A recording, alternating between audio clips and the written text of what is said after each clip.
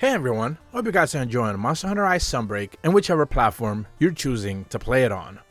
And today I wanted to go over the fact that Capcom pretty much kind of lied to all of us with the latest edition of the Hazard Event Quest that they dropped as part of the 5th free title update. Just a few days ago, I put up pretty much all the information when it comes to event quests and the data mines regarding all of the quests that we're going to be able to get as part of the 5th free title update, and we make our way into waiting for the bonus update or the 6th free title update, whichever way you want to address it.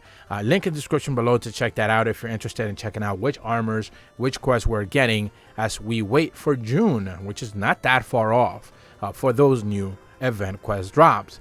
And in that video, I went ahead and covered that the mines themselves spoke about the latest upcoming Hazard Event quests. These are, of course, the highest difficulty tier quests that we have seen so far. I have a video that I'm already going to be putting out relatively very soon, talking about the Hazard, Risen, Crimson, Glow, Valstrax, the Elder Dragons powered up versions.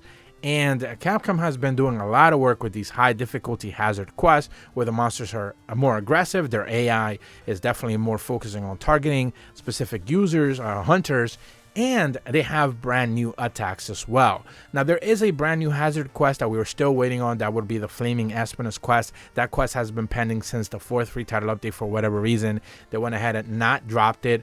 We are expecting to get it maybe by the end of the month, maybe at the beginning of next month. And in the meantime, they decided to went ahead and drop this brand new hazard Buffoon Buff Baboon Swoon Rajang quest in the Infernal Springs. Before we get started with the quest itself, if you still need to get your hands on any sort of event quest or downloadable item packs or anything along those lines, all you need to do is make your way down to the Steelworks or in Elgato, speak to the courier cat, and go all the way down to the add-ons options and claim anything that's labeled in white. It'll turn gray once you essentially know that you've picked up your extra goodies, and you should be able to get plenty of good stuff there. This is also very good for PlayStation, Xbox, and PC Windows players who just got their hands on the game. Definitely pick up those extra rewards there. One of the rewards you should be able to see, of course, is the Hazard Buffoon Buff Baboon Swoon event quest with the Rajang in the Infernal Springs. So essentially, this Rajang is powered up. It has higher health, higher damage, new attacks, higher resistances, the works. This thing is technically supposed to be menacing. However, if you have been playing Monster Hunter for quite a while and certainly play World, Iceborne, and Rise and Sunbreak, you already know that Furious Rajang exists. Rajang has two faces, just normal monkey mode, where of course he's fully brown, not really all that crazy, has some lightning attacks, but not really. And then he goes really enraged, he turns furious, that means he goes Super Saiyan, and of course he kind of starts going all over the place, going ape-s, if you will, ape shit, if you will. And at the end of the day, Furious Rajang, it is a fun fight. He fights more vertically, he jumps in the air a lot more, he stays in the air a lot more often, and it's kind of a pain in the butt to fight, to be quite honest with you. But normal Rajang is not like that. He's just constantly just doing his normal attacks, pretty easy to kind of like maneuver around, and it is a fun fight, but Furious is more annoying.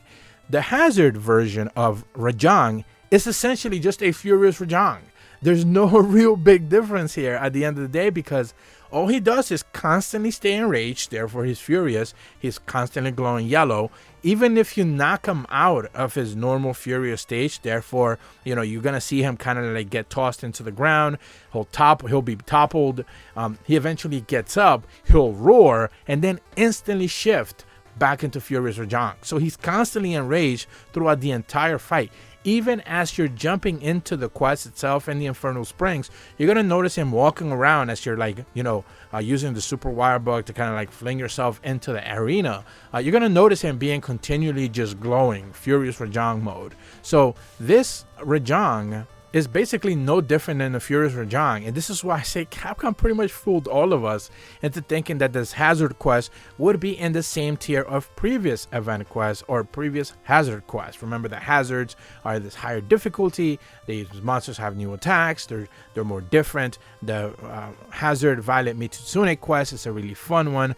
I think still the best one is Hazard Lucent Nargacuga. That is a really fun fight because the attacks are really different. It's really enraged. It loves to kind of do things a little bit different.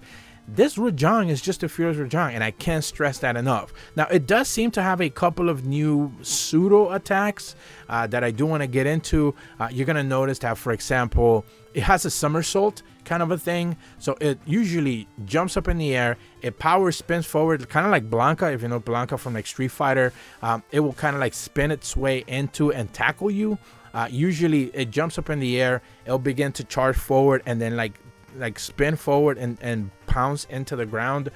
This one, what I love to do, it just kind of somersaults into the air and pound ground directly into the ground. So I think that is a brand new attack that it does. It also has a brand new kind of like shoulder tackle that like it kind of like stands around a little bit and then instantly shift vertically like 90 degrees into whichever hunter it wishes to target, and it'll like shoulder tackle it a little bit. It's not gonna like do very hard because again, it's still just a Furious Rajang, so probably 40 to 50% of your health will be taken down, maybe 60 if it catches you a little bit closer, but it's not really gonna combo you or anything like that to kill you. I believe it also has another attack where it just kind of like spins a little bit and does like an attack facing forward, but nothing really too menacing.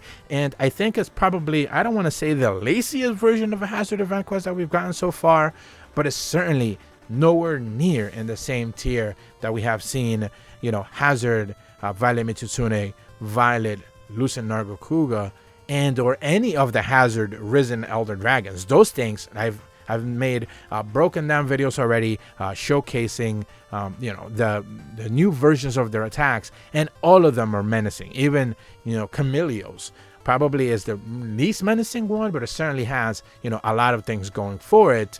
And at the end of the day, this thing is just really just a Furious Rajang, and it's such a downer of a fight that at the end of the day, I just don't necessarily know why they decided to do that, but maybe they just wanted the hazard tag next to a Rajang and get everyone excited, and it turned out to be a bummer. Now, there is, I guess, something of a saving grace, and that is once you finish the quest and you start to look at the rewards, you should be able to take a closer look at the quest bonus rewards tab. You should be able to see a buff badge. This is of course the item that says I believe it's a rarity 9 orange or cream color scroll that says the product of your defining those muscles and getting pumped up, show it to the smithy. You're going to need 5 of these, and that is because you're essentially going to be crafting the very first of the 3 armor sets that you're going to be able to get through the 5th free title update. Now this one is of course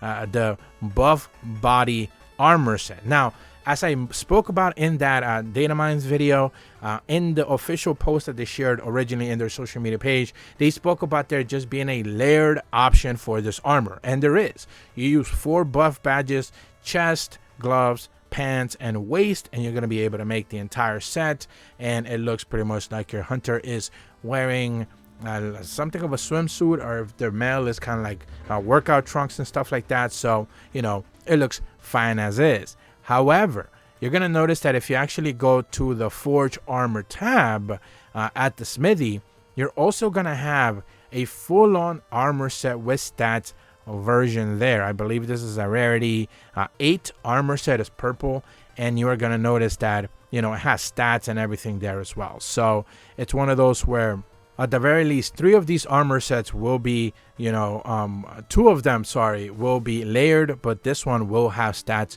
all on its own. Now you're still gonna need Rajang parts and gold Rajang, therefore Furious Rajang parts.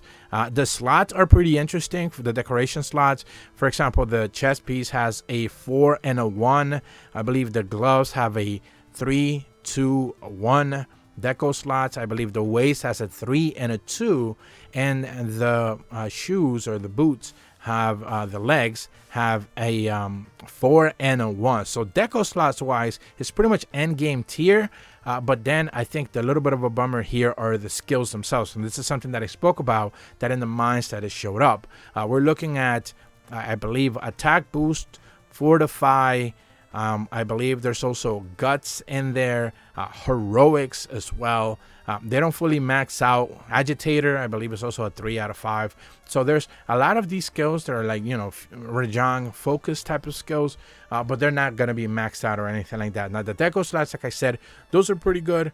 The skills I'm not too crazy about, but I'm sure a lot of people are going to be able to find, pretty good use for that armor, especially as they're mixed and matching pieces to be able to craft their armor set. So, does it look cool? I have no real issue with it. My hunter's default was just pretty pale white, and the face of the skin was pretty dark. So, I had to tweak that a little bit. But that's certainly an armor that, whether it is that you're using a layer version or just the stats version, certainly is going to stand out and get a lot of people's attention.